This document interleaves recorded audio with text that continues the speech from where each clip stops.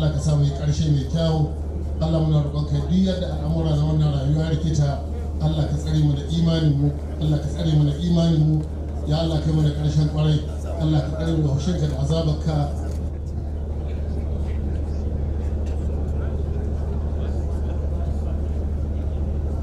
As I said, one of our scholars has split that well-to-do people has tried feeding during this month of Ramadan. But he expressed concern on out-of-school children, that we should try our best also to ensure that we bring them back to school. You know, out-of-school children, there are so many problems. One, data. The entire country, the entire state, the entire local government cannot tell you how many children do we have today, how many died today, how many women born today, how many number, we don't have that data. So by doing this exercise, they are doing household by household. So to be easier for the committee to take the data of a household, how many wives, how many children you have, and then how many of them are in school and how many of them are out of school, and how many schools we need to build, and how many students can we be able to take back into school and sponsor them. It's not only taking them into school, but also to sponsor the education. We know how hard the country is. It's not this today making, but something that come over years. So we have to think ahead of what is before us, so that to ensure that those children are back to school, and also we monitored how this was school up to the graduation. And what we have as a system cannot do this. So the way the most difficult task to give to someone is to give out something to other people and say, please deliver it. The way they deliver this exercise excellently, that's why I start thinking that we can still use them as a member of the communities, also to bring up those data, and then to sit down, not only me alone, and not people that are like minds, so that we can be able to say, okay, in so place we need to support what government effort are being made there. We need to have this school, we have to have this number of children into that school, we have to, all those kind of things. It's not a today job or next year or next year, but it's with the planning. It's only that when you plan, you succeed. Anything that would apply is plan to fail.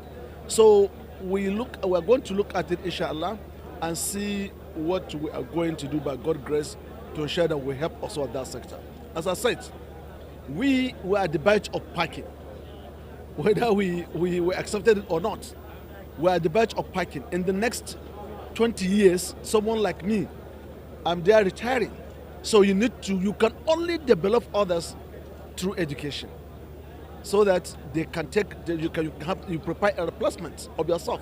So therefore, this is the best way to go, and by God's grace, we are going to continue toward that direction, inshallah. It's shared like Your Excellency on prayers that you say people should expect prayers for insecurity, and also seek divine intervention for President Tinubu to be able to tackle the insecurity and other problems facing this country. Can you shed light on that? Yeah, on that one, I said we have only one commander-in-chief, and he's the pilot for Nigeria. The simple example is, you are in, just for us that are opportunity to be in the aircraft. We are in the aircraft, and by God's grace, Bola Tinubu today is our captain. So we don't need any tabla.